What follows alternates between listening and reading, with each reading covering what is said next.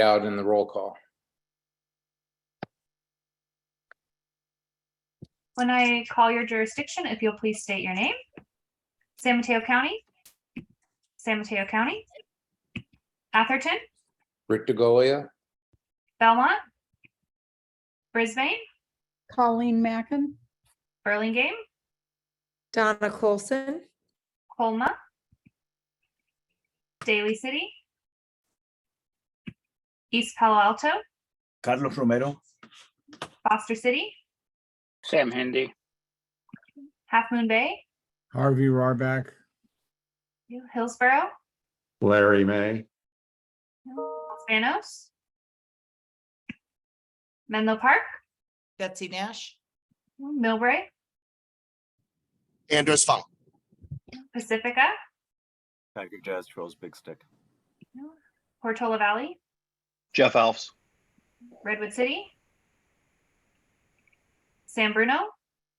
Marty Medina. San Carlos. San Mateo. Rick Bonilla.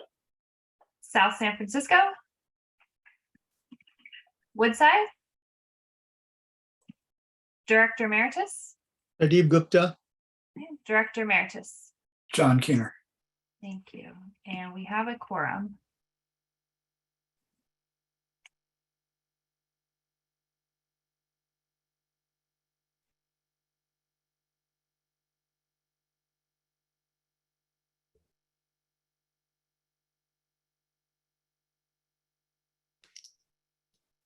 Rick, you're muted. you're right. Thanks. So I'm asking for public comment. If anyone has public comment, please click the reactions button on the bottom of your screen and that will raise your hand.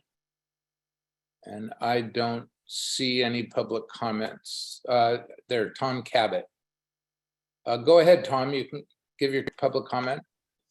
All right, thank you very much. Good evening, board. As you all know, the Federal Inflation Reduction Act has recently been signed into law, and it creates substantial new economic assistance for electrification of homes and vehicles. And that will create economic tailwinds for us in doing the types of conversions that are needed to catch up with the climate problem. And so this changes the game for cities and for PCE. Given that we now shift to having tailwinds behind us, helping support the customers' economics of this, it becomes much more affordable to implement the type of policy that will accelerate the transition fast enough. What we've seen with the voluntary types of incentives we've offered in the past are that we've only gotten about 1.4% uptake on our water heater program. So 1.4% of all burning out water heaters were replaced with heat pump water heaters when we just offered incentives. And so what the nice thing that the IRA does is it sets up this large federal incentives for customers to harvest that makes all these things economic, so that now our cities can establish the types of permitting regulations that have people only install the new decarbonized versions of water heating and space heating and air conditioners that go both ways, so they can heat them in the winter. So what we need to do is have PCE help the cities see how to use the tailwinds to create the courage for the leadership that's needed for our area to demonstrate the progress that's needed to help thwart the climate problem. Thank you very much for taking a look at this matter and for any efforts you can make to have staff help assist the cities with harvesting these tailwinds and setting sails for greater progress.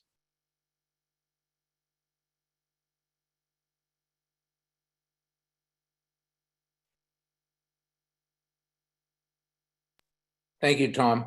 Is there any further public comment?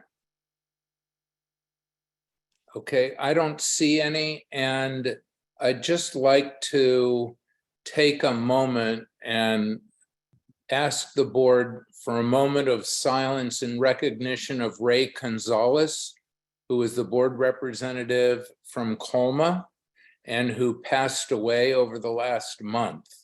And I don't know if everyone is aware of that very sad situation, but I intended to open the meeting in recognition of Ray. And before we go into any agenda items, I'd just like us to take a moment of silence in recognition of Ray's passing.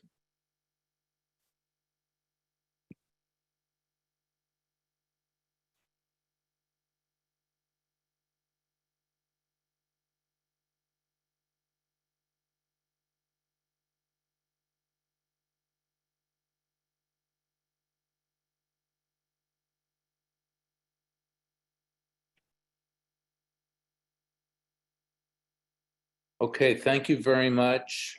Sad situation, and I'm sure everyone on the board shares my condolences to her family and to the town of Colma. Next item on the agenda for tonight is to set the agenda and to approve the consent items. If anyone has any comment or would like to take anything off the consent item, please let me know. Chair DeGolia. Yes. Oh, Colleen, Mackin. please, Colleen, go ahead. I just had a kind of question comment on item number 4. Okay, Did you want me to go ahead? sure. Why don't you go ahead now? Okay, I would just like some clarification on whether our appointment of our CFO to be treasurer as well is an interim measure, or whether there are future plans to create a separate position of treasurer. I would like to see a separate position of treasurer at some point in the future. Okay. That was a staff request. Jan, do you want to address that? Respond to that. I think what we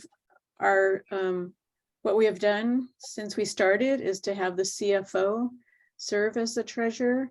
So Andy Stern was the previous treasurer, and now that he's no longer the CFO, we are asking for your approval to appoint Christina Alagar Cordera as the treasurer in Andy's replacement.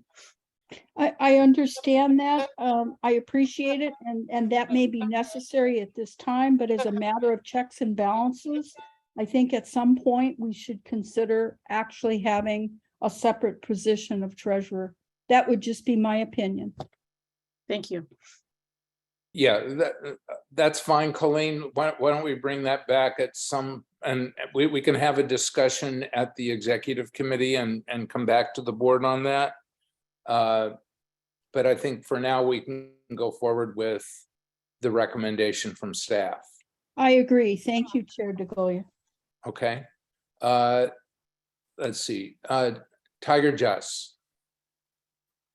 Chair, I just had a very quick question on item number 3, because I'm very excited to bring this back to my staff and see if they might have use of it. It says that it'll be able to encompass about 6 to 9 agencies. I was just wondering if it's so popular that more than 9 agencies want to try it out. Is this just kind of like a pilot program where if more agencies have interest, we'll come back later? Or might we allocate more funds if more than 9 agencies express interest? Thank you. If Raphael or Philip is here, they could respond to that. Yes, I can speak to this, Director Thank you, Bixby. Philip. Yes, happy to. So the program is meant to cover 6 to 9 fleets. We are hoping, if other fleets are showing a strong interest in it, it's a very expandable program.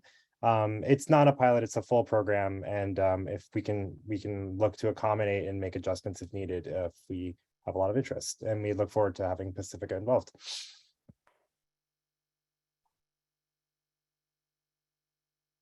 Okay.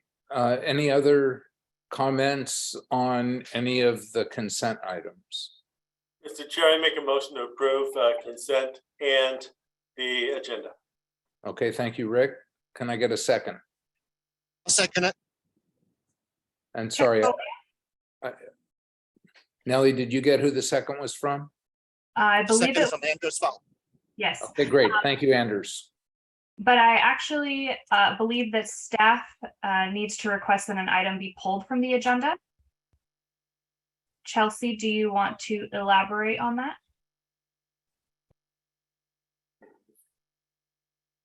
I believe she's here.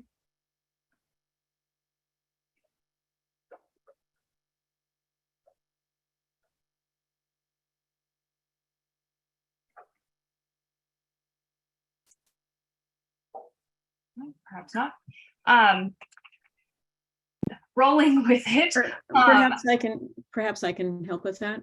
then. Let me find the agenda here. I'm happy to step in here, Jan. We're going to Thanks, go Jen. Yeah, absolutely. It's item 14B. Item 14B is not ready for board approval at this moment. So we'll just be proceeding with 14A this evening, and 14B will be re-agendized for a later meeting. So I modify my motion to include that change. Okay, My second as well. and can we do a roll call? Thank you. When I call your jurisdiction, if you'll please state your vote. San Mateo County, San Mateo County, Atherton, Yes. Belmont, Brisbane, Yes. Burlingame, Yes. Colma, Daly City, Yes. East Palo Alto, Yes. Foster City, Yes. Half Moon Bay, Yes. Hillsborough, Yes. Los Banos, Menlo Park, Yes. Millbrae, Yes. Pacifica, Yes. Portola Valley, Yes. Redwood City, San Bruno, Yes. San Carlos, San Mateo, Yes. South San Francisco, Woodside, and the motion passes. Thank you. Okay, thank you. The next item on the agenda is the chair report. The only thing that I have to report tonight is that the CEO review subcommittee from the executive committee has begun our proceeding. We are late this year, but we're moving forward quickly. We just got Jan's self-assessment, and we've had one meeting. We have the next meeting next week. In looking at the agenda, as we go forward, we would normally bring the issue of a recommended contract to a closed session of the board at our next meeting. The next meeting, though, is the September retreat. So we could do a closed meeting at the September retreat. And I'd just like people to think about whether they would like to do that, would like to not have to do a closed meeting this time, or we would postpone it until September and doing it. So just some thoughts on the agenda issue. And if you could reach out to me with a text or an email on your thoughts on that, I would appreciate it. We will discuss this at the executive committee at our next executive committee meeting, but I wanted to give a heads up to the entire board because it affects the entire board. So if people have opinions, please let me know. That's the only report that I have. The next item on the agenda is the CEO report. Thank you, Rick. Nice to see everyone here. If we can go to the next slide, please. So I wanted to note that we have two new people have started since the last time we met. First is Cora Dino, who is our new Director of Human Resources. She started last Monday. and she comes to us from the city of Belmont. So we're very excited to have her on board. And we also have Joe Ficalora, who is our new Electric Vehicles Associate Programs Manager, who started just this week. And he will be leading the electric vehicle, the EV Ready program, which is our EV charging installation program. So he's replacing Peter Ambiel, who has gone back to school.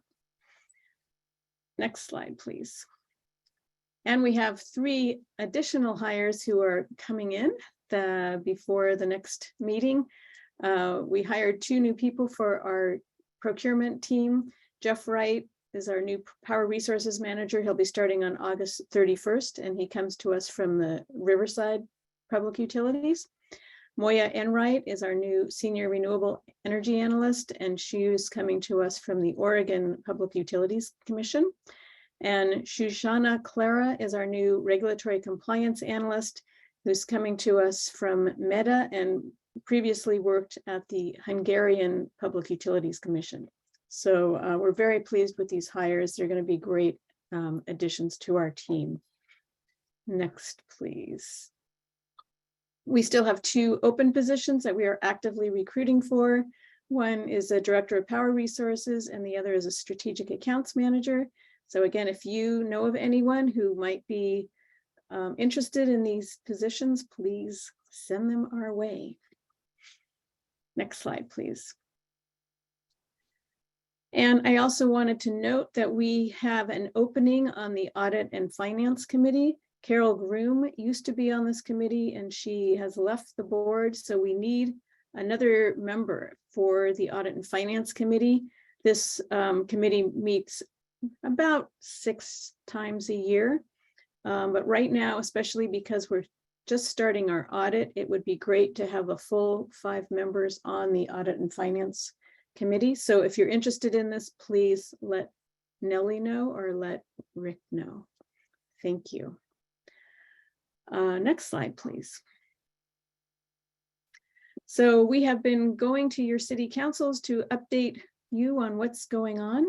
And this last month, we visited Hillsborough and Burlingame, which was really great, and really appreciate getting feedback from the council members. And I must say, they're all very excited about what we're doing at Peninsula Clean Energy. And we thank the board members who are from those cities for your great engagement and participation with us. So we have a few more planned. We'll be going to Millbrae on September 13th, and then a few in October. When I say we go to them, we go the same way we're coming to this meeting virtually, but it's still great to see everyone. Next slide, please. I wanted to briefly go over the retreat agenda, which is going to be the 4th Thursday in September. In the past, we've had it on a Saturday. This year, we're going to have it on the Thursday night, but we will be starting early at 5:30 and doing our 4-hour retreat agenda. So please come at 5:30. Our plan is to quickly go through the consent agenda. The first item will be adopting the DEAI policy, the diversity, equity, accessibility, and inclusion policy that we've been working on. And so we'll have a 30-minute discussion about that. We will then review the strategic plan dashboard. So we are now doing an annual update with you on our strategic plan, how we're meeting our strategic plan. And so that'll be about 25 minutes. We'll have a little break. And then the main part of the meeting will be on our 2 strategic objectives. The first will be an update and discussion on the 100% renewable on a 24/7 basis by 2025. And we will be sharing the results of our modeling and the economics on that. So that will be really interesting for everyone to hear. And we're about ready to publish part 2 of the white paper, which is a lot of what you'll be hearing that evening. So we have very exciting news to report there. And then the second main thing will be the update and discussion on our 2035 decarbonization plan, which is to try to decarbonize transportation and building, natural gas use, methane use in San Mateo County and Los Banos. So again, we have some exciting developments to share there with you. So it'll be great. We're looking forward to presenting all of this wonderful information to you at that retreat. Next slide, please. So as hopefully many of you are aware, the Inflation Reduction Act was passed by Congress and signed by the president a couple weeks ago, no, 1 week ago. And so there's some really great things in this act in terms of what we're trying to accomplish. You heard in Tom Cabot's public comment that there are rebates for electrifying appliances, and that's really wonderful. There are also rebates for or tax credits for electric vehicles. Anyone who gets a new electric vehicle can get a $7,500 tax credit, and there's also $4,000 tax credit. Oh, the typo there for used EVs. That energy efficiency credits shouldn't be on the slide. And then as far as larger utility scale projects, the production tax credit, which has typically been used for wind, has been restored to its full level. And that will apply for wind and geothermal, and solar can also apply for those. The investment tax credit has also been brought back up to its full subsidy level of a 30% investment tax credit. Plus there are opportunities to increase that by another 20% to possibly get up to 50% of an ITC by including a certain amount of domestic content in a project, and also by citing the projects in certain locations. The ITC has been expanded to include standalone storage, which is really great because standalone storage is something that we definitely are planning to add to our portfolio. So having this investment tax credit for that will help with the pricing on those projects. As part of this Inflation Reduction Act, in order to receive full credit for the investment tax credit or the production tax credit, it requires that workers are paid a prevailing wage and that there are apprenticeships as part of the work staff. And then the other exciting thing is a direct pay provision, meaning that non-tax paying entities like us or like a city can own a renewable energy project and be eligible for the ITC. So in the past, we have not been able to do that. We would have to do a PPA with a tax-paying entity who could then take advantage of those tax credits. Now we can actually get that full 30% investment tax credit through a rebate back to us. So that's really great news, and we're investigating that as far as our government PV program goes for those 15 solar projects that we are installing on municipal buildings. So we'll be sharing more and more information about this as we learn more and kind of peel back the onion to fully understand how this act is going to work for us. Next slide, please. Okay, actually, I want to do another update, which I don't have a slide for. I wanted to give you an update on our rates. So I wanted to make you all aware that late last week, we discovered that there were errors in the July 1st update of our generation rates. In the June 1st, 2022 PG&E rate update, PG&E presented the rate changes on their tariff sheets differently than they ever had before. And they had not included what's called the bundled customer PCIA rate in the unbundled generation rate, as they always have in the past. We didn't realize that this change had been made, and this resulted in us underbilling our customers about 2 to 2.5 cents per kilowatt hour since July 1st, for a total of about 7.29 million of underbilling. So once we discovered this error, we have been quickly working with our billing agent Calpine, and they will do a cancel and rebill to correct this error on customer bills. And these corrections will show up on customer bills in September and October. And if anyone has questions about this, they can call our 800 number, or they can email us at our info address, and we can explain what's going on. But we just wanted to alert you because you as PCE customers will see this, as well as all of our other customers. Wanted to make sure that you knew what was happening in case you received any questions. Okay. And then now going to legislative activities. There's a lot that's been going on since the board packet was sent to you last week. And I want to thank our Government Affairs Director, Mark Hirschman, for keeping track of all of this and providing this detailed update that I'm going to relay to you. You may recall that the Supreme Court ruled earlier this year that the Environmental Protection Agency did not have the authority to address some climate matters because Congress had not granted it that power. But the Clean Air Act was amended in the Inflation Reduction Act. It includes a provision that amends the Clean Air Act to define carbon dioxide produced by burning fossil fuels as an air pollutant. So it is now posited that this authority gives the EPA the power to regulate greenhouse gases and push the adoption of renewable energy sources. On a related note, more than 24 environmental and health organizations filed a petition to the EPA on Tuesday, calling on the agency to limit GHG pollution from fossil fuel-fired household appliances, such as furnaces and water heaters, by listing them as subject to regulation under the Clean Air Act.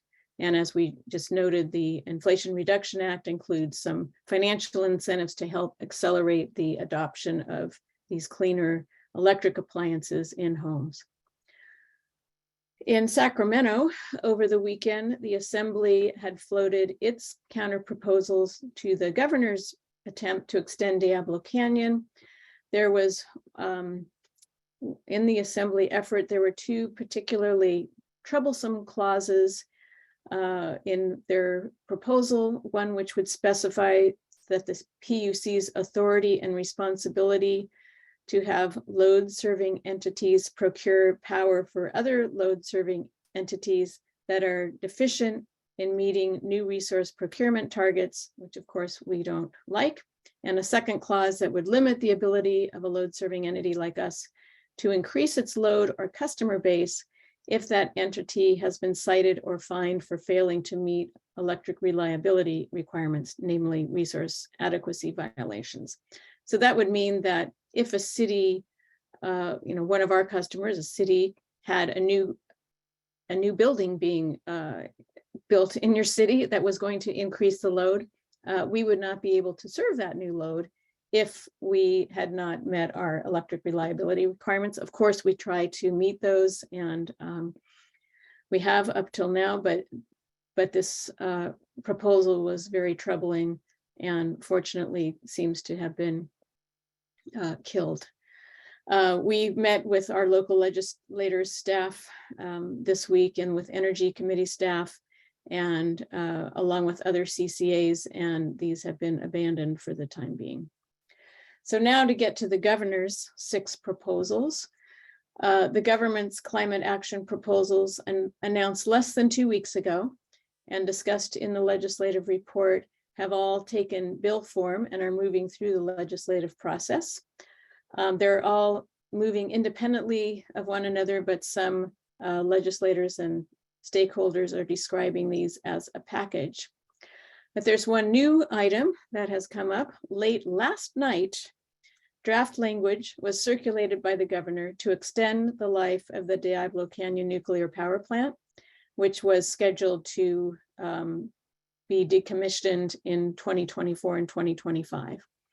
So highlighted in this proposal is the state's estimated 1.8 gigawatt energy shortfall by 2025. And the costs associated with this extension are unknown, as are future power prices.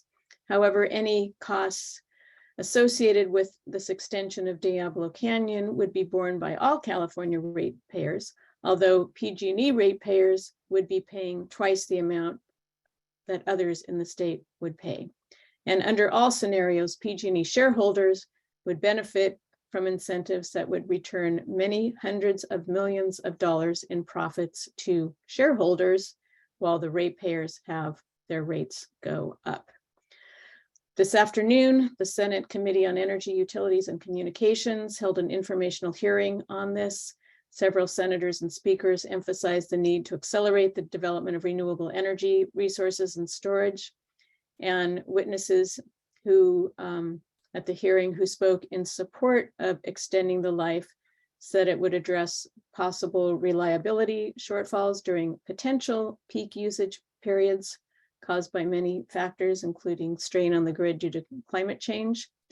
And they also cited as a reason to act was to get the process moving so that approvals could be in place by 2025 when Diablo Canyon is supposed to be fully commissioned, and some federal funding, which must be applied for by September 6th to also help pay for an extension of this plant. Opponents expressed concern that there have not been sufficient studies of the need to extend the plant and that the proposal would override environmental protection laws. And also there isn't sufficient time to undertake environmental and other analyses before the commissioning, and the high cost to ratepayers and the substantial benefit to PG&E and its shareholders, and the other safety issues that others have with regard to Diablo Canyon. So there will be a hearing of the Assembly Committee on Utilities tomorrow, and there are only 6 days left to finish all legislative business in Sacramento.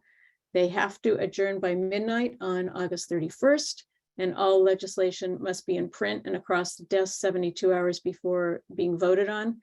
So this is a very last minute effort to push something through without possibly adequate time to really analyze it, but we will be following it closely, and we will reach out to you if there's any items in which you as board members should weigh in on with our local legislators.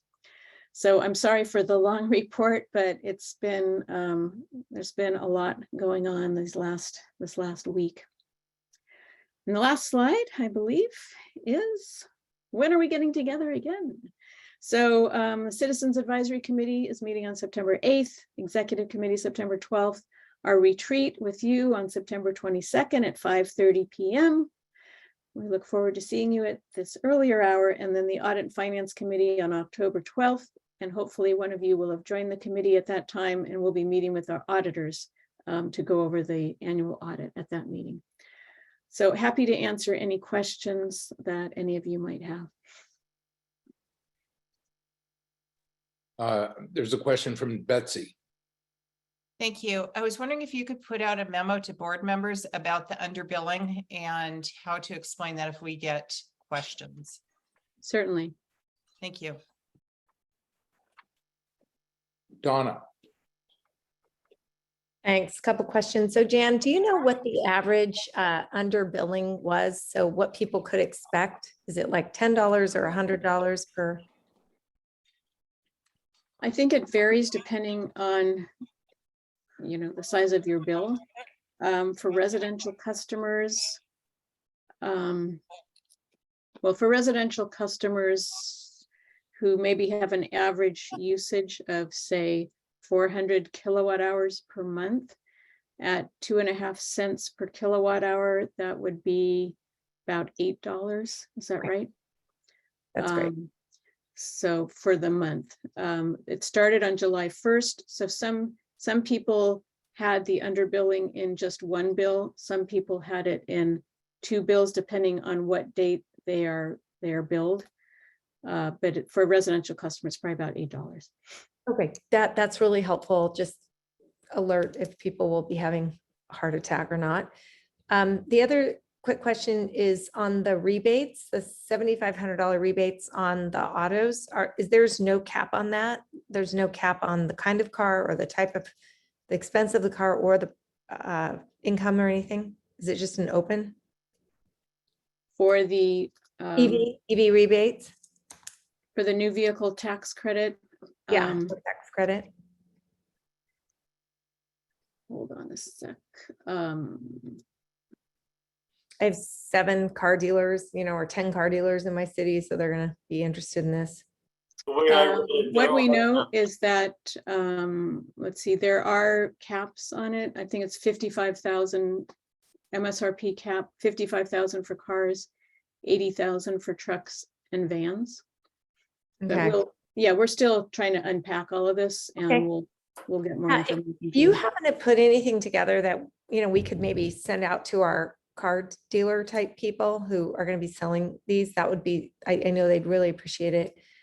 And then just my last one is on the appliances, the low and moderate income rebates. Have they done research on,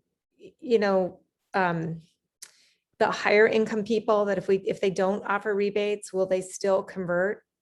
Or are we anticipating, like Diana Bailey suggested, we put, kind of burnout and retrofitting reach codes in, and then everybody's forced to, and it just helps the low and moderate income? Is there like a thought around that? Yeah, I think that's something that we will be discussing at the retreat when we talk about the 2035. As to the plan is for PCE to provide some rebates. The federal incentives would be in addition to that. So we're still kind of unpacking all of that to understand exactly how it might work and how our program might work with that. So, well, yeah, it's still to be determined and certainly to be discussed further. Thank you. Thanks. Carlos.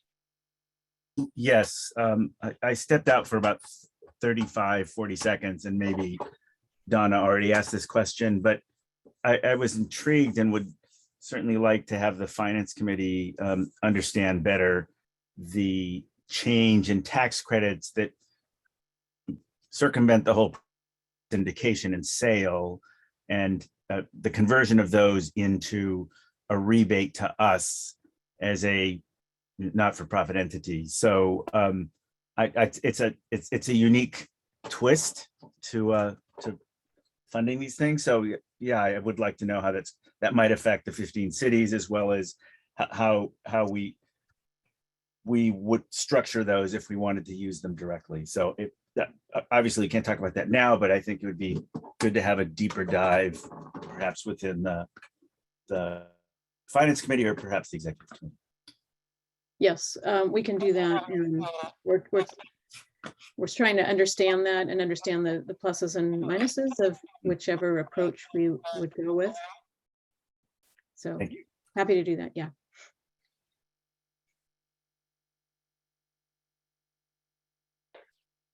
Okay. Thank you, everybody. I don't see any other questions. So we will move on to the Citizens Advisory Report. Great. Good evening, Chair DeGolia. And hi, Jason. Hi, and honorable members of the board and Peninsula Clean Energy staff. I'm the Vice Chair, Jason Mendelson from Redwood City, for the Citizens Advisory Committee, and I will be delivering a report prepared by our Chair, Cheryl Schaff, and happy to answer any questions. At our August 11th meeting, the Citizens Advisory Committee was excited to learn about the innovative work that PCE is doing in 2 specific areas, both of which Jan touched on a little bit. We absorbed a thoughtful presentation by Mehdi Shahriari about the progress towards PCE's goal to deliver by 2025 the 100% renewable energy each and every hour of the day. Mehdi explained that California needs a 24/7 renewable energy strategy to achieve its decarbonization goals. And when the PCE meets our 24/7 goals, we will lead the way for other communities to follow our example. I think that's going to be a big part of what we're going to hear about at the board retreat. The CAC appreciated PCE's development of its own portfolio planning model when the existing models weren't suited for our context. This will be great to have our own model. I and others in our committee plan to attend the board retreat and be as helpful as we can, but we're very excited to hear those results of that modeling and proposed strategy at your retreat. Next, we heard from Peter Levitt, who reported on the innovative work to accelerate the local solar energy use at local government facilities. He specifically talked about how PC plans to ensure local solar production and storage with an endeavor to meet the goal of the 20 megawatts by 2025. to reduce customer energy costs, to help all 21 cities, the county, and other public entities in the service area achieve their sustainability goals and to develop a reproducible program and a new service model. He discussed the pilot program involving 11 customers and 15 sites that will produce 2 megawatts of solar energy and store 1 megawatt. Peter's reviewing the team multiple RFPs for construction and optional power purchase agreements. Peninsula Clean Energy is also considering different financing options and is exploring working directly with a tax equity partner to procure power directly from an energy and procurement and construction firm, but also in light of the Inflation Reduction Act, they're also exploring the possibility to lead on being a direct payment participant, and that was never available before. And that's incredibly exciting if that can take off. And he has, I'm sure, present to you that plan if he hasn't already. In one of the long-term financing scenarios, after 5 years of operations, Peninsula Clean Energy could own the project company, could be the project company providing power and storage, something that no other CCA has yet accomplished. So we could lead the way on that too, potentially. The signups for the Citizens Advisory Committee working groups are now complete. I believe all of those working groups have already begun to meet, sometimes many times already, and we look forward to the upcoming DEAI policy workshop that will be for our next meeting. If you have any questions for me, I'd be happy to try to answer them. Thank you. Great. Thank you, Jason. Does anybody have any questions for Jason? I don't see any questions. And let me just ask if there's any public comment on the CAC report. I don't see any public comment. So let's move on. The next item on the agenda is a report from the Audit and Finance Committee on investment management strategies.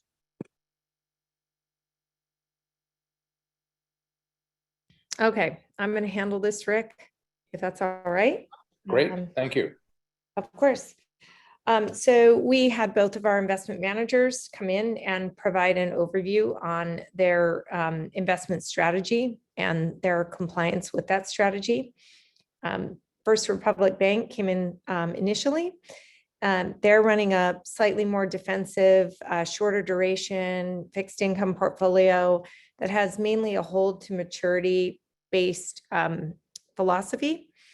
And they are not doing a specifically actively managed ESG overlay in the portfolio, but they are not holding securities like, for example, oil, gas bonds or anything like that. They're really more oriented towards treasuries and moving along the yield curve and that type of securities. They may hold some of the corporates, but they've agreed with us that holding anything in the fossil fuel realm, even if it's a debt instrument, would not comply with our guidelines. So they simply are not doing that. We also then met with PFM. They are a little more of an actively managed strategy. They do have an overlay of ESG, environmental social governance. They use an outside independent third-party investment quantifier organization to assess the ESG rankings of a variety of corporate bonds that they are looking into, provides kind of a ranking. And their goal is to provide the ones or invest in the ones that have higher ESG ratings. This overlay is 10 basis points, a little bit in addition to the regular fee that we pay, which I believe is around 7 or 8 basis points. So it is quite a cost on our overlay. And with a, say, for example, $60 million portfolio, it costs us about $60,000 a year. So we just wanted to point that out and let everyone know what that ESG overlay was costing us. We feel very comfortable with it, but again, it does divert funds away that could go, directly into our programs or other things. So it almost has to be thought of like a program, sort of a statement that we're making around the philosophy and the investment of our capital. We could easily dispense with it if we wanted and move into more of a sort of a mandated, just don't hold fossil fuels, but there are more nuances around corporate management and governance and, women and minorities on boards of directors and things like that that come into play. So while we want to, we were very pleased with the performance and the work that both of the investment managers are doing. We just kind of wanted to bring that out to the board and ask if there were any questions about it or thoughts or opinions about whether we should continue with the overlay or if people find value in it or have other thoughts. So with that, I would open it up to both Carlos and I think Larry was there, but not for the whole meeting, and Carlos and anyone else who was in attendance that might have a comment or a question. Donna, Chair, I think you summarized, the Chair of the committee, I think you summarized it quite well. Thank you. Okay, thank you very much. Are there any questions from anyone on the board for the Audit and Finance Committee on this investment management strategy issue? And if there are no questions or comments regarding the ESG, then I think we'll just assume that, everybody's happy with it and we'll continue on. Okay, I've got a hand raised from Rick Benia. Thank you, Mr. Chair. I just wanted to comment that I think, given who we are, what our mission and goals are, that the ESG overlay is appropriate. And I don't think that the $60,000 that it might cost per year is going to make it or break it for us. It does send a proper message out that we are supporting with our invested dollars, I think, the mission. And so, along with all of our other values. Those are my comments. Thank you. Thank you. It is a complicated conversation. ExxonMobil just got put into the ESG index and Tesla was just thrown out. And it had to do with Tesla's board governance and sort of their proprietor not complying with sort of certain governance issues, which is a really ironic situation. So this is pretty fluid. It didn't impact us because we don't hold bonds in any of those, in either of those investment organizations, but it's a really fascinating area. And if anyone has research or finds out anything or has questions, please do direct them to the Finance and Audit Committee, and we'd be happy to look into them, discuss them, or explore them.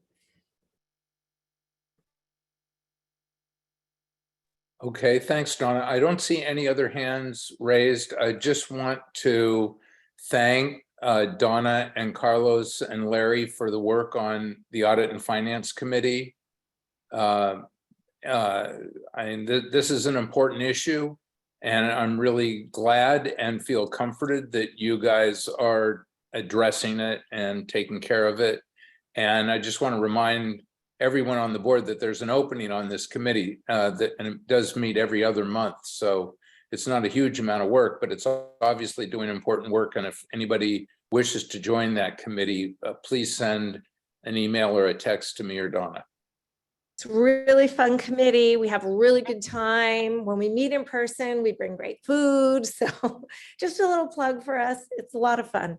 I'd especially welcome another woman on this committee. So if anyone wants to call me or ask anything about it, even if you don't feel like you're comfortable or confident in finance, it's not that high level and you could certainly learn. And I think it would be a wonderful opportunity for someone who is interested, but maybe not totally feeling like they're potentially ready, but we can get you ready. So please do raise your hand and come join us. And I just want to note that Jeff Alts is also on the audit. Yeah, the fourth member of the committee is Jeff Alts. Yeah. So it's a great committee. Okay, I don't see any. Let me just make sure there's no public comment on this matter. If anyone has public comment, if you would please click the reactions button at the bottom of the screen, then I would be able to see your hand up. I don't see anyone having a raised hand, so we're going to move on. The next item on the agenda is approval of a resolution delegating authority to the CEO to execute a power and sale agreement for renewable supply with Renewable America LLC, and sundry matters related to that. Peter Levitt will be making this presentation. Good evening, Honorable Board of Directors, and thanks for the opportunity to present this recommendation to everybody. My name is Peter Levitt. I am our Programs Manager for Distributed Energy Resources and was involved in the Community Solar Program that we will be presenting tonight. As Rick mentioned, the recommendation here is to approve a power purchase agreement for 3 megawatts of Dos Palace Clean Power Solar Project and any necessary documents associated with that that has a power delivery term of 20 years and a commercial operation date starting about August 1st, 2023 in an amount not to exceed $12.7 million. And we will go into the details of the agreement now. This program is for DAC GT and CSGT. The DAC GT program is a community solar program for disadvantaged community customers. Those customers that subscribe to the community solar arrays are eligible for a 20% discount on their bills. This is also a CPUC funded program and is very opportunity for Peninsula Clean Energy to participate in. We get reimbursed for costs that are above our market costs for our energy. We have enrolled San Mateo County and Los Banos customers into the program already. While we don't yet have a solar array constructed, they are currently being served by an interim resource provided by Marin Clean Energy called Goose Lake Solar. And in the meantime, we've been working on an RFP for a new resource that we're bringing to you tonight. And that resource is we're seeking board approval for the PPA for that new resource. So these are the more details about the two community solar programs, DAC GT and CSGT. DAC GT, which is Disadvantaged Community Green Tariff, is a program where we are citing renewable energy generation in a disadvantaged community within PG&E service territory. Those are the only requirements. It is, we already have enrolled customers into the program. We enrolled San Mateo County customers in January and Los Banos customers in April when we began service to Los Banos. We have 638 San Mateo County customers enrolled and 364 Los Banos customers enrolled as well. I will cover some details about the Community Solar Green Tariff Program or CSGT program, but that program is not one that we are launching because it is harder to find a solar energy facility that is able to serve customers in our service territory. So right now we are only focusing on the DAC GT program. We have a 2.57 megawatt allocation for the DAC GT program. 1.24 of that is from San Mateo County customers and 1.33 megawatts of that is from Los Banos customers. That allocation was originally from PG&E, and then they came over when Los Banos customers came over to Peninsula Clean Energy. They were brought under our purview. However, the project that we are requesting tonight and procuring to is a 3 megawatt project because that was one of the projects that was proposed under the RFP that we ran, and so 0.43 megawatts of the 3 megawatts here will not be reimbursed by the CPUC. So that is the delta between the 3 megawatt allocation project size and the 2.57 megawatt allocation. In November 2021, we ran an RFO for DAC GT projects. We received 7 great offers from 4 different bidders for these kinds of projects. We received no CSGT project offers, which is why we're not moving forward with the CSGT project. All of the bids that we received were compelling and had great teams that were highly qualified. However, we're recommending moving forward with the Dos Palace Clean Power project, primarily because it already has an executed self-generator interconnection application with PG&E with minimum distribution upgrades, which is means it's very far along in its development. And so we also think that that means it has a high likelihood that it will reach its commercial operation date in the middle of next year. It also coincidentally had the earliest commercial operation date, so we can start serving our customers with community solar sooner. little bit more about the Ppas Clean Power Project. It is in Merced County, I think about 13 miles southeast of Los Banos, just north of Dos Palos. The developer is with Renewable America LLC, and after the commercial operation date of this facility will be owned by Excelsior Energy Capital. It is a 3 megawatt solar facility, as mentioned, and you can see the some additional metrics associated with the solar facility. It is going to utilize a project labor agreement or a similar agreement with a commitment to employ prevailing wage labor. And it itself is located directly in a DAC. And you can see in the bottom right corner here an aerial image of the design for the solar facility itself. The contract structure is a PPA with a fixed dollars per megawatt hour price and a 20-year term. There's no rate of escalation. The term would begin at the end of 2023, and we would be purchasing just energy from this facility. Peninsula Clean Energy would be the scheduling coordinator for this project. As mentioned, the developer is committed to using a PLA. And the developer did do an environmental study on the land that this property will be sited in May of 2022. And that environmental report advised that there was no special status wildlife species and no special status plant species neither.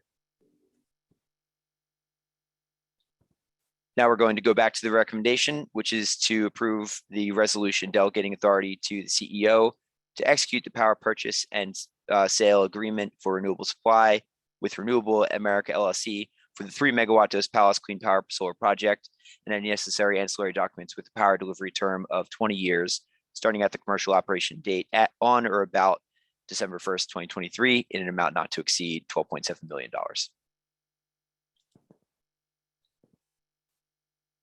Turn it over to questions now. Okay, are there any questions? There's Pradeep. Yeah, I have two questions. First one is the customers who are enrolled in this program, they will get a discount of 20% on their electric bills. Is that the discount calculated on their solar generated bill, or is it on the normal non-solar generation rate of PCE? The great part about community solar is that a customer can enroll into a solar array without it being sited on at their premise. So they are subscribing to the solar array remotely and receiving a bill discount of 20% for all of their kilowatt hours that we serve them. And the base amount will be the cost of power dollar per megawatt hour rate that you were talking about to them for the next 20 years. Is that right? Minus 20%. No, they will get a 20% discount on their current bill. So whatever they're paying currently, they'll be paying 20% less than that. Peninsula Clean Energy will be purchasing the solar energy from the facility at a small increase to what we normally pay for power. But that increase from what we normally pay for power is covered by CPUC funds. Does that clarify things, Pradeep? Yeah, it does. Thank you. Great. Okay, any other questions? Philip, I have a question. Could you describe for the board what it means when you say that we get energy only? Yes, I believe that was directed to me, Rick. So for some of the power plants that we procure, we can get not only energy, but also power capacity from the facility, which is in the form of resource adequacy or similar capacity product. In this case, there might be a nominal amount of resource adequacy associated with the solar array, but we're not even going to bother with that. We're just going to purchase the energy from this facility, nothing else. Okay, thanks, Peter. Is there any other question from members of the board, or is there any public comment? I don't see any questions or public comments, so we'll move on to the next item. Thank you, Peter. The next item on the agenda is approval of 2 amendments to long-term power purchase agreements, one with Chaparral Solar and the other with Eureka Solar. Forgive Chair me. DeGolia. We need Yeah. a vote on the previous item. Oh, sorry. Okay, yeah, that's right. It's an action item. So, sorry about that. Before we move on, could I get a resolution to approve the DAC program with renewable energy purchase as Peter described? So moved. Second, Medina. Okay, thank you, Marty. Thank you, Rick. Could we do a roll call?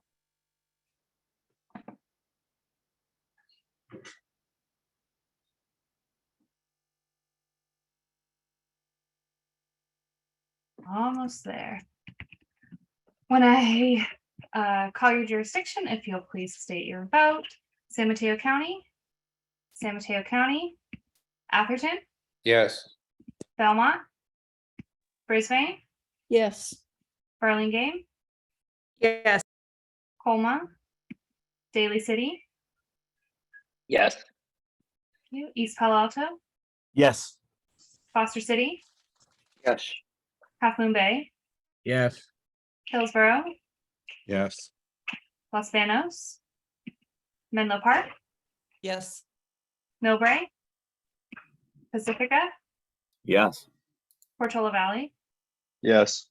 Redwood City, San Bruno, Yes. San Carlos, Yes. San Mateo, Yes. South San Francisco, and Woodside.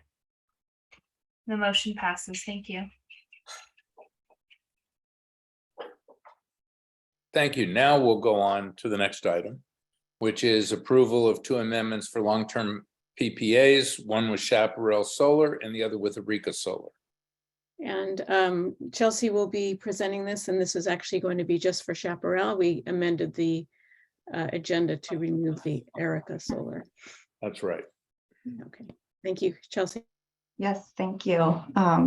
Thank you, board members, for joining us tonight. I'm Chelsea Keys, Interim Director of Power Resources, and apologize in advance. I'm battling a cold and cough a lot in the evenings, so bear with me. Hopefully it's not too bad. Let's see. All right. So our recommendation for you tonight is to authorize the CEO to execute a 3rd amendment to our power purchase and sale agreement and any necessary ancillary documents for our solar plus storage project with Chaparral Solar LLC. So first we'll recap on our policy 15. That is our energy supply procurement authority. This policy states that any amendments to agreements that were previously approved by the board require consultation with general counsel and the board chair for approval. However, in the interest of transparency, and because this PPA does have a term of 5 years and more, we are bringing this amendment to the board tonight for approval. On July 21st, staff did meet with the Procurement Subcommittee to relay the details of this amendment and the challenges that many developers in the industry right now are facing for projects that they have in development. So just a quick background about this project. It's again with Chaparral Solar. The developer is with Leeward Renewable Energy LLC. The technology, it includes 102 megawatts of solar plus 52 megawatts of storage, and that's a 4-hour battery. It's located in Kern County. The term of our PPA is 15 years. The delivery start is at the very end of 2023. And the board approved this in September of 2021. And I did like to provide some pictures for you tonight of the construction status of this project. So some of the challenges and disruptions that we're seeing in the energy market, it includes inflation. There's very high commodity prices, as many of you are aware. That includes steel, copper, aluminum, many of the things that are required for developing renewable resources. There's also been a lithium supply scarcity. The EV market is definitely driving up demand. Interest rates have been rising, and there's supply chain disruptions. COVID still is having an impact on these. Unfortunately, developers are experiencing major hurdles with this because what they're experiencing is that some of their upstream suppliers are actually backing out of their contracts because the production of these materials are delayed from their other contracts, and then the costs are just significantly higher. And then lastly, there's solar tariff uncertainty, and I'll go over that on the next slide. So some of you may recall back in April, the U.S. Commerce Department started an investigation into anti-dumping and countervailing duties, which could inevitably increase solar tariffs up to 250% on solar materials that are imported from Southeast Asian countries. And that accounts for today roughly 80% of the US supply. So once this happened, there was extreme pressure on the Biden administration to do something. Solar developers at this time were very uncertain as to what this all meant, and some were thinking about basically putting a pause on their development of solar. So Biden issued an executive order to place a 2-year suspension on this investigation and any new solar tariffs, but the uncertainty of what will happen still lingers with developers. So this is still definitely a concern for many of them. So on the impacts of the market, many of the developers are having to revisit their executed PPAs with buyers for renewable projects that are in development. In fact, PG&E issued an advice letter that you can actually reference, requesting approval of 2 contract amendments to PPAs from the CPUC. One of the amendments that they included requires a change to one of the project's online date. They extended it from 2022 to 2023. And then the second amendment that they were requested approval for was reducing the capacity size and requiring a change to the price of the PPA. So these are amendments that are examples of the types of challenges that developers are seeking with buyers to ensure that their projects remain economical and on track in their development stage.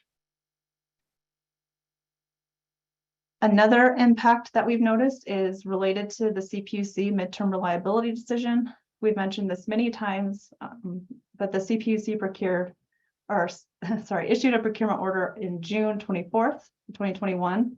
And this is the one that requires 11,500 megawatts of new generation between the years of 2023 through 2026 to ensure grid reliability. And since the release of this procurement order, it's definitely created a lot of competition in the market. Many load serving entities are aware that they need to make sure that they procure enough capacity to meet their step requirements for each year in 2023 through 2026. And Chaparral happens to contribute toward Peninsula Clean Energy's MTR requirements. So it is a very important project to us. So the direct impacts on Chaparral. Chaparral has been impacted by a combination of challenges, primarily supply chain disruptions, inflation creating a supply scarcity, and driving up commodity prices for materials to construct the renewable project. The developer Leeward has come back to PCE requesting changes to particular PPA terms to reduce the possibility of them having to terminate the PPA entirely. While this PPA was executed only about a year ago, the market has changed considerably since then, and the project economics are at risk. We met with the Procurement Subcommittee on July 21st to relay some of the economic impacts on PCE's projects and the status of our amendment negotiations. Each member of the subcommittee supported staff's efforts to negotiate amendments to alleviate the risk of these PPAs terminating. And the general consensus was that the long-term projects Peninsula Clean Energy has contracted for are key in meeting our midterm reliability procurement obligations, and of course, further demonstrate that our organization is committed to bringing online new resources to the grid despite all the current challenges that we're faced with. So the Chaparral Amendment, what we did is we conducted some extensive analysis on the impacts of this amendment to our power supply portfolio, but we've determined that the changes are acceptable. We think it would be very difficult to contract for other resources at competitive prices And that would be able to adhere and meet commercial operation timelines that we have with the Chaparral project. And the amendment does not impact Peninsula Clean Energy's midterm reliability requirements. The project will meet our requirements as they were originally planned. So our recommendation again is to give the CEO authority to execute a third amendment to our PPA with the Chaparral Solar Plus Storage project. And I'm happy to take any questions. Great. Okay. Thank you. Are there any questions from anyone on the board?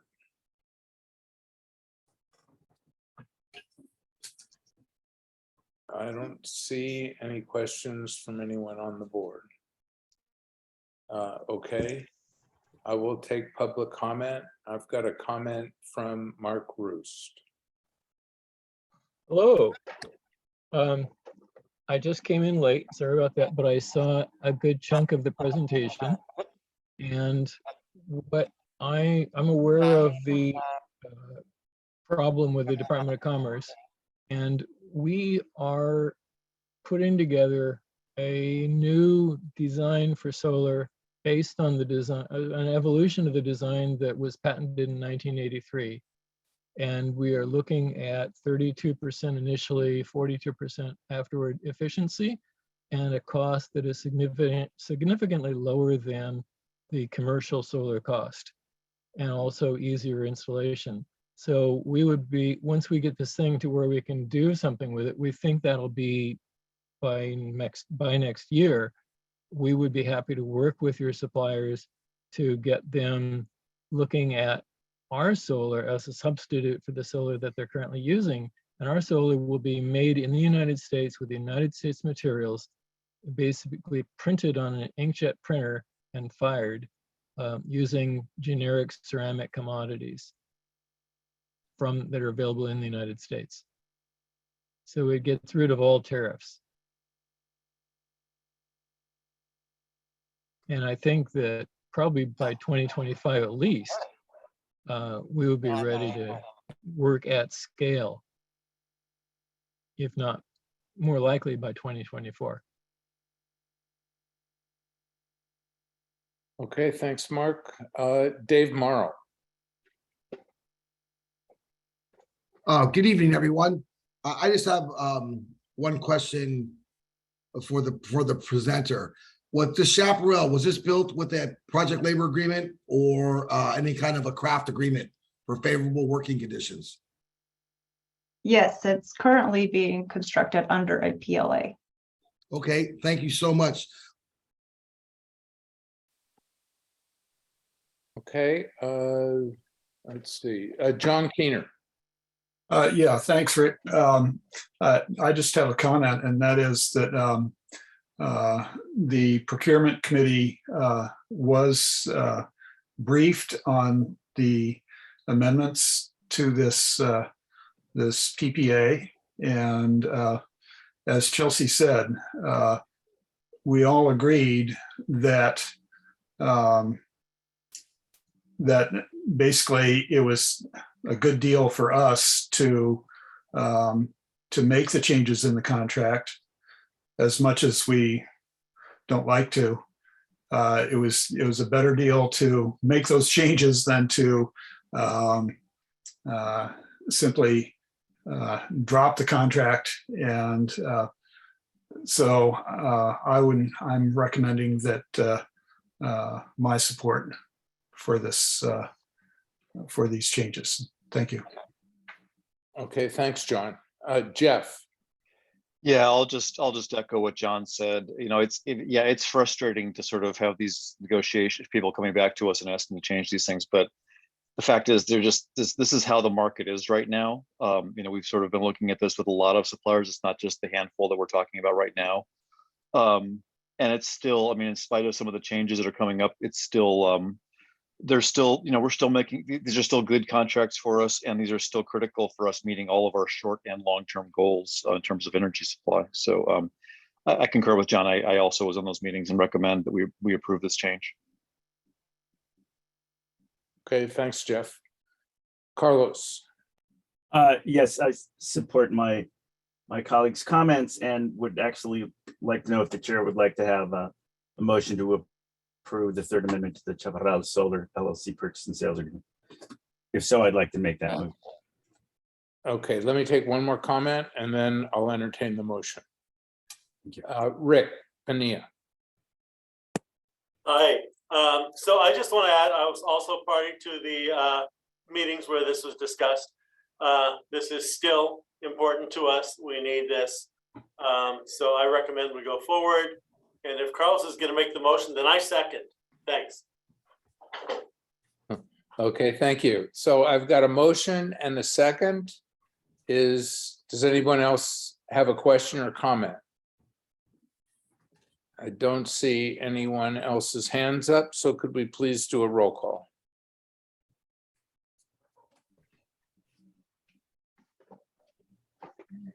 San Mateo County, San Mateo County, Atherton,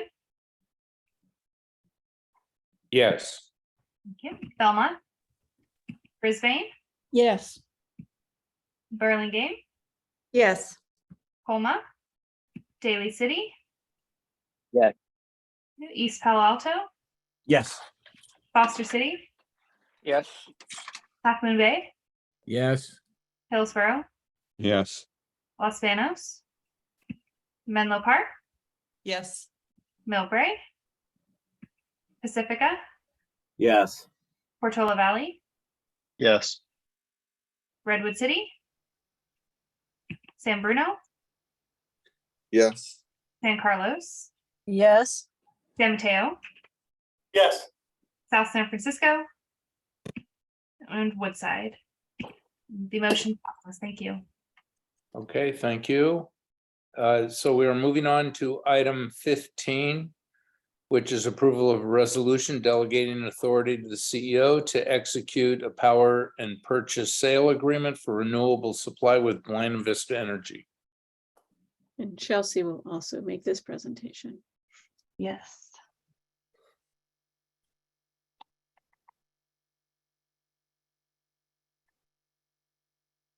All right. Yes, so we're bringing to you today a PPA for Buena Vista Wind Project. So our recommendation is that you delegate authority to the CEO to execute a power purchase and sale agreement with Buena Vista Energy for a power delivery term of 5 years, beginning on January 1st, 2023, and an amount not to exceed 37 million. So some quick background. Some of you may be familiar with this project because we previously have had a PPA with Buena Vista. You approved it in March 23rd, 2017. It went for a period of 5 years. The PPA actually expired earlier this year in April, and we have been negotiating with the developer to extend this PPA for another term for several months. I'll also mention that there's a strong demand to contract for wind projects in California, and the Buena Vista project is very attractive project for PCE's portfolio. So just a quick overview, the owner is Leeward Renewable Energy LLC, and this name might spark a memory to you because that was actually also the developer for Chaparral, the prior item. Counterparty is with Buena Vista Energy LLC. The location of this project is in the Contra Costa County, that's just north of Altamont Pass. Term will be for 5 years, starts on January 1st. We are paying a fixed $1 per megawatt hour price.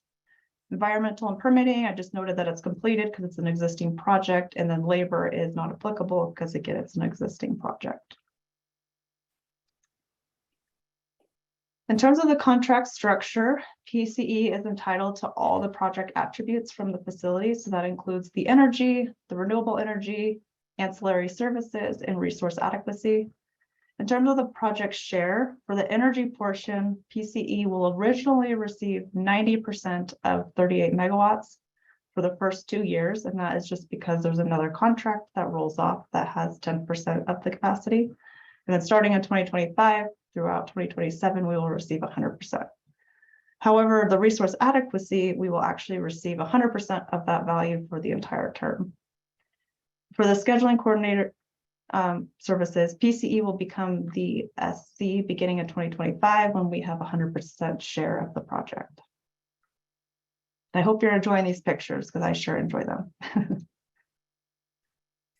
The developer, just a quick background, Leeward is a US-based energy developer that owns and operates a portfolio of 24 utility scale projects across 9 states with a total generating capacity of over 2,500 megawatts. And as I mentioned earlier, Leeward is also the developer of our Chaparral project. So in terms of the generation profile, its profile complements PCE's energy profile because it generates less during the solar hours and more in the evening hours. So if you look at the top left, we start with January, and then the bottom right is December. If you see in the middle here, you'll notice in those summer months, it kind of dips down when we normally see the solar generation. In terms of the benefits of this project, there's just benefits in that we've already contracted for this project, so we know how it fits within our portfolio. We have found that there's very few projects available to start deliveries in 2023. This project adds portfolio diversity because we find it very important to have contracts with various term lengths to allow room to procure different resources for the portfolio that may become available later. And Boyna provides a shorter term 5-year contract. And the financial impact of adding this project, we've actually seen as a net benefit compared to the expected supply costs that we anticipate in the next 5 years.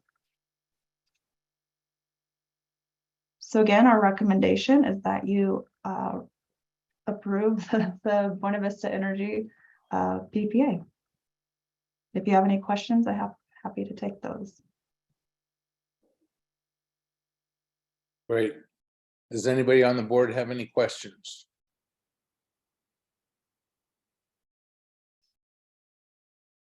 I don't see any questions from anyone on the board. So I will take public comment. Mark Roost. Hi, I just thought you might like to know that the reason that the complementarity between the solar and the wind is that the solar drives the wind. So as the sun heats up the air over the Central Valley, it rises, that creates a low pressure zone, and the wind comes over the hills and gets compressed by the hills as it comes over, and the wind starts to build up at like in 3 in the afternoon and builds up to 10 o'clock at night and then gradually tapers off. And that's just a beautiful sine wave counter relationship. Thank you. Okay, thank you, Mark. Tiger Jess. Sure, thank you, Chair. Pending further discussion, I'd like to move to approve. Right. Can I get a second? Second, Brisbane. Okay, thank you, Colleen. Could we please do a roll call?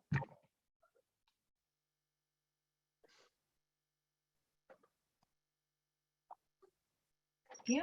San Mateo County? San Mateo County? Oop, Atherton? Yes. Belmont? Brisbane? Yes. Burlingame? Yes. Colma? Daly City? Yes. East Palo Alto? Yes. Foster City? Yes. Half Moon Bay? Yes. Hillsborough? Yes. Los Banos? Menlo Park? Yes. Millbrae? Pacifica? Yes. Portola Valley? Yes. Redwood City? San Bruno? Yes. San Carlos? Yes. San Mateo? Yes. South San Francisco? And Woodside. And the motion passes. Thank you. Okay, thank you. The next item on the agenda is item 16, which addresses it's an action item regarding increased budget flexibility and community energy programs. And Raphael will be making this presentation. Thank you, directors. Good evening. Next slide, please. This is a request to the board to allow greater flexibility in the community energy programs departmental budget. And the purpose of this request is to improve our ability to respond to customer demand and reduce some of the administrative overhead associated with budget management, and is intended to deliver increased impacts through our programs. Next slide. The current practice is as follows. First, the board annually adopts an organizational budget, which includes a specific line item for community energy programs for the department, and of course, other expenses. Second, we routinely bring to the board what can be described as programmatic budgets. These are typically multi-year budget allocations for specific program areas. And then third, we of course also bring all contracts over $100,000 within a fiscal year to the board per the JPA requirements. Next slide. This has created a number of challenges for the programs department in terms of managing the budgets across programs. It is, of course, normally the case that as part of developing programs and proposing budgets for those programs, we make estimates with regards to potential uptake within those programs, and that is aligned with the budgets that we are recommending for distinct programs, whether it's the vehicle incentive program, EV charging, e-bikes, and the like. However, to be perfectly candid, that's very much an art and not a science in terms of making those projections. And in the same way that on the wholesale side with our power supply, the conditions are extremely dynamic now. And so market conditions can make these projections extremely imprecise, as well as other factors aside from market conditions. Uptake can vary dramatically from one program to another. And what we have learned is that we do on regular occasion have excess capacity in one program, whereas in another program, we may be substantially oversubscribed or have substantial opportunity to do more than the allocated budget. So these opportunities do come up, and our objective here is to be more responsive to the demand opportunities as they arise. However, the current practice does require us to come back to the board for any budget reallocations between program areas. Again, all within the departmental budget. Next slide. Our request is to eliminate the programmatic budgets requests that we have been making to date. So we would still, of course, retain the organizational and top-level department budget, and also, of course, the contracts still would come to the board, but the flexibility would be granted to staff to try to optimize within or across programs to try to take advantage of opportunities for increased uptake. The particular example that I would call out here is the e-bikes program, where we have seen substantial uptake much faster than expected, but did return to the board for additional allocations to satisfy that demand. The home upgrade program is another area where we see particular opportunity. So this flexibility would allow us to adjust more quickly to those shifts or to those opportunities as they arise. Next slide. The request also includes that this authorization be applied retroactively to the authorizations that have budget allocations that have already been granted across the EV ready existing buildings, used EV and e-bikes programs. Next slide. And so this just recaps the request again to allow additional flexibility across programs, but within the community energy programs departmental budget and still within the organizational budgets that are approved by the board on an annual basis. And with that, I'll turn it back over to Chair DeGolia. Thank you. Okay, let's entertain questions from board members. And I first have Tiger Jess and then Colleen. Thank you, Chair.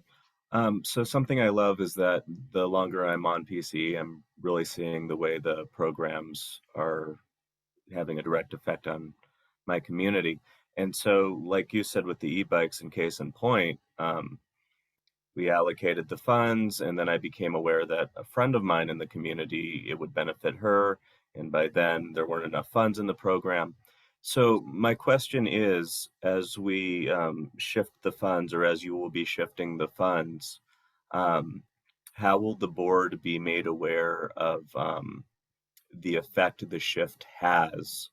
And so for something like the e-bike program, for example, would the funds just go to addressing like a wait list that's already been composed, or will it actually open up spots for things like that as they arise? Will we be made aware that there are extra resources available for any given project? Thank you. Yes, thank you, Director Bigstick. So there are, certainly we will be reporting to the board how we anticipate allocating funds within the programs, and if there are changes, we would also report those out.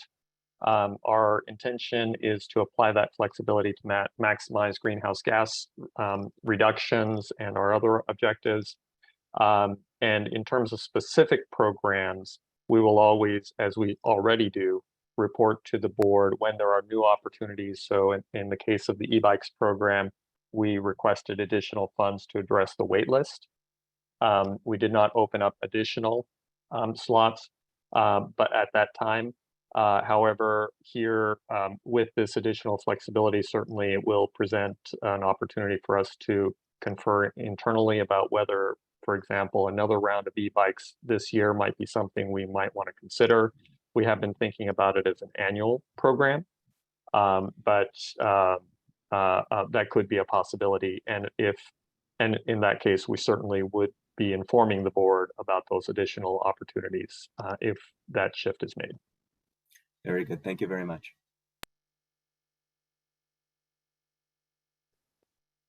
Okay, Colleen. Thank you. While I can understand this request and streamlining with some flexibility, I think one of the problems I have with this idea is that there's no mention of caps or limits for moving funds across. And to me, that kind of jeopardizes the board's priorities and oversight. I'd be more amenable to this idea if there was a limit on how much could be shifted laterally, in that it may not coincide with board directives. And I think we should work together, and that way you're reporting to the board, but the board has no oversight anymore. So if you had a cap where you say you can only shift so much, because you may have a demand on e-bikes, but we know that maybe in a month or two, we would like an emphasis on existing buildings as an example, and then the funds are gone. So I would like to see you bring it back with some caps so that we don't have one program drained of funds at the expense of another. Okay, great. Thanks, Colleen. Thank you. Yeah, I have a comment which is addressed by what Colleen raised. I'm thinking about our community energy programs, and correct me if I'm wrong, Raphael, but this includes the very substantial EV charger program, doesn't it? It would. Now, Yeah, so wait, let me finish. I'm So sorry. I think we have agreed to invest over years in about $12 million in the EV charger program, which is a very substantial program. And we agreed to invest a few $100,000 in the e-bikes program. And I can imagine that we would do pilot programs where we may do less than we've agreed to invest in the e-bikes program. And I think that the board judgment around the quantitative importance and the qualitative importance of different programs, often that qualitative importance lends to deciding that we will put more money into X or Y rather than Z. So, you know, the EV program hasn't gone so well. I'd hate to see a couple $1 million moved out of the EV program because it isn't doing so well to go into a program that wasn't as much of a priority, but is doing extremely well. That concerns me. I think that takes that would go counter to the oversight that we need to give, and so I think Colleen's comment is absolutely appropriate. Donna. So just one, first is a question to staff. So is there like an operational sticking point or a reason that you brought this to us? Is it with discretion? Is it timing, things like that? Timing is absolutely a factor. So, for example, as Chair DeGolia notes, our EV charging program, we have had some significant challenges, and we are putting in place some very material changes to the program, which we are hopeful will substantially accelerate it. However, it's also clear that because of some of the challenges in that program in particular, but also elsewhere, we substantially are undershooting our budget in a given fiscal year, and whereas at the same time we also are experiencing some potential if we had more resources allocated to a given program. So again, not only e-bikes, but home upgrade is another example where we see a lot of opportunity to get a lot more done if more resources applied there. Our aspiration with this proposal has been to look at the priorities that the board has set and try to make sure we find the best ways to meet it within a given fiscal year within the budget available. It is certainly not our intention to circumvent the priorities of the board. And certainly, of course, the board may wish to apply certain requirements around any flexibility that may be granted to make sure that those priorities are still met. The one additional comment is just that year to year, sometimes a particular target may be particularly challenged for a variety of reasons, and that may be, a partner failed to perform, as we had in one place on the EV charging program, or market conditions that we hadn't anticipated arise. And we're just seeking to be as responsive as possible to those conditions. So we have, very significant cash on hand. So I'm not too worried about robbing Peter to pay for Paul, because I think there's enough money in there to go around for all the programs that we have.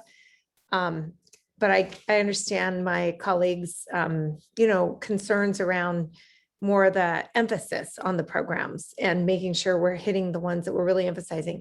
So if there were to be some sort of a cap, would you say, like, you would have discretion up to 10%, 20% of a program, like a percentage of the program, because the dollar amounts are so varied on the different programs that it seems putting, like, if you're going to move more than $1 million, well, that would be almost the whole EV bike, but it would be a tiny amount on, the EV infrastructure. So a dollar amount doesn't seem to make sense. If there were like a range in there, would something like that work for you guys to give you percentage, gives you some flexibility until you can get to the next board meeting to ask for a more formal resolution? That would be extremely helpful, yes. And what would you say that number is? Is it 10, 20? I don't know that there's a magic number here. And certainly, you know, if we're talking, as you note, if we were talking 10% of the EV charging program, that would be a much bigger number than 10% of the bike program. So, you know, my gut reaction is, and Jan may wish to comment, is certainly 10 or 20% would be extremely helpful. Okay, great. So that would probably be my suggestion, with maybe Jan or other colleagues weighing in, is that tonight, if we could put some sort of resolution to this for the staff, I think it'd be helpful, with some sort of a cap that maybe people were comfortable with, would be a good interim fix, possibly. So thank you. Okay, thank you, Donna. That was very helpful. Jeff. I mean, we go through this process every year with the budget. And so if an amendment were made in the course of the year, first of all, I assume they would be reported to us pretty quickly after it was made. And second, it would be reviewed at the next annual budget, during the next annual budget process. I'm personally more than happy to give staff the flexibility to sort of pursue what are clearly things that are flexibility in the short term. I'm not that concerned about a cap, as long as, you know, A, we know that they're going to report these changes back to us, and B, we know that we're going to be looking at the whole. I mean, we're going to draw everything over again the next fiscal year anyway. So personally, I'm comfortable with it more or less as proposed. Okay, Rick. Thank you. I feel like a cap would be appropriate. I see an issue with percentages because, like I think Raphael said, a percentage, 10% of a very large project could be a lot of money. So I think there needs to be more flesh on the bones. I would prefer to see a dollar limit, and with required reporting at the next board meeting. And if large amounts need to be moved between meetings, perhaps a special meeting could be agendized. There are other ways to deal with this. But I just don't think it's appropriate when the board members really, you know, are responsible here. So those are my thoughts. Thanks.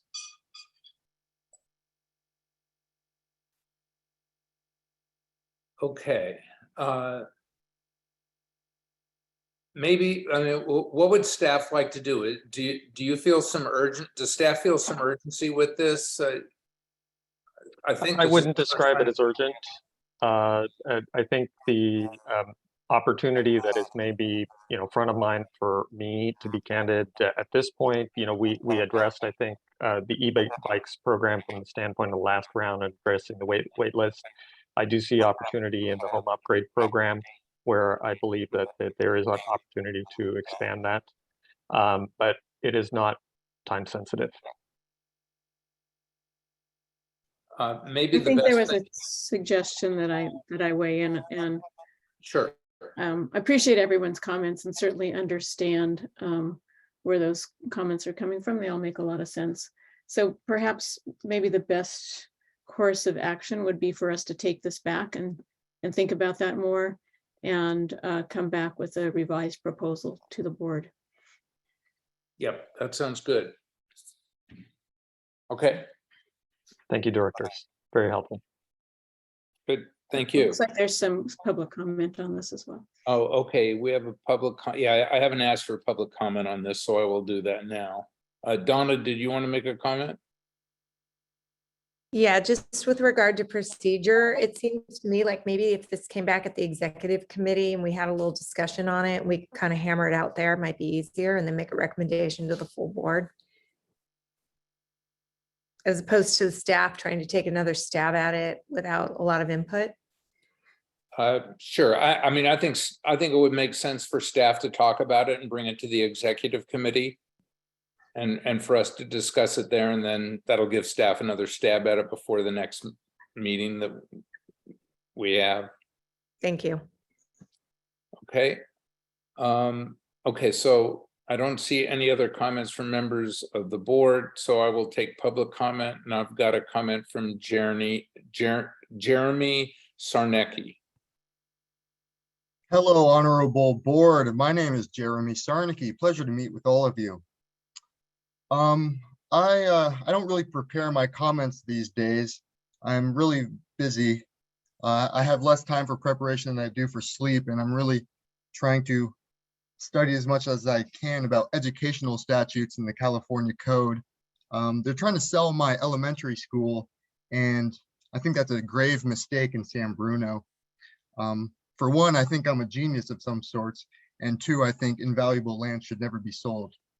But to use the remaining 3 minutes I have, I'm just going to jump around. So I was very pleased to meet with some of our esteemed legislators 2 weeks ago in San Mateo. I attended a youth climate rally, and I was very happy to see that the youth is engaged, they are loud, and they know that this is an existential crisis. And I spoke in front of those people. I spoke in front of the youth, and well, I just want to clarify my thoughts, my comments, because I'm not going to be some politician that just says we need 100% renewable energy and walks away.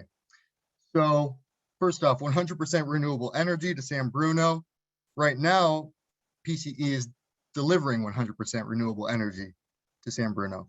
So what am I really talking about? Well, for starters, I'm really talking about an energy revolution. This is a decentralized grid, local storage, local generation. This is a direct threat to state-regulated, investor-owned utilities. And as you may be aware, PGE's criminal negligence led to a tragic loss of life 12 years ago, this September 9th. And I would imagine 12 years ago, PG&E would poll worse than monkeypox. So I have no problem with fighting for community programs in San Bruno, but I would also like us to think bigger, because we are dealing with an existential crisis at the moment, and we need to improve our energy generation at least threefold to meet future demand if we're going to go fully electric vehicles, fully electric home heating. I have 30 seconds left. I'd like to end with 3 cheers for Giselle Hale. I really appreciated her effort to shake up the status quo. Mark Roast, please reach out to me at Jeremy Sarnecki, Jeremy S4Change at gmail.com. I love to talk to people about renewable energy projects. Thank you so much, board. Have a great day.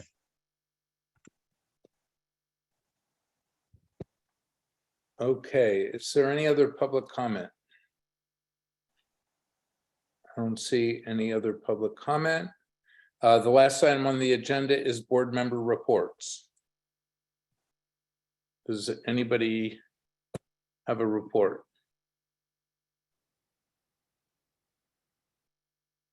I can say, Mr. Chair, I can say Go ahead, something Rick. about, yes, I can say something about the youth climate rally that Mr. Sarnecki just referenced. I was there, I spoke at it, and it was well attended, although could have been way better attended. For some reason, there seems to still be some sort of denial, some resistance. Not enough people are willing to really show up and take a strong stand for making really positive changes as we move into the future, which we have to do over the shorter term, not the longer term. So I just want to say, though, that it was positive. Michael Brownrigg was there also from Burlingame. Josh Becker was there. He spoke. Kevin Mullen spoke. So legislators and representatives were well represented there, and the audience was very receptive. So thank you.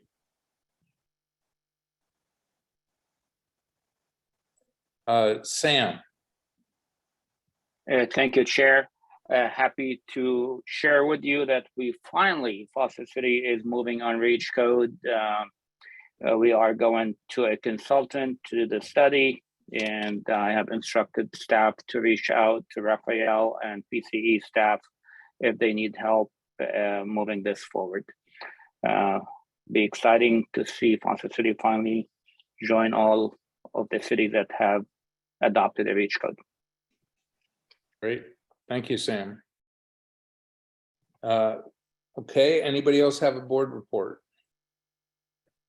I don't see any other board reports. Thank you, everyone, for coming, and we will see you at the September meeting. Please remember that it starts at 5:30. Night, everyone. Good night, everybody.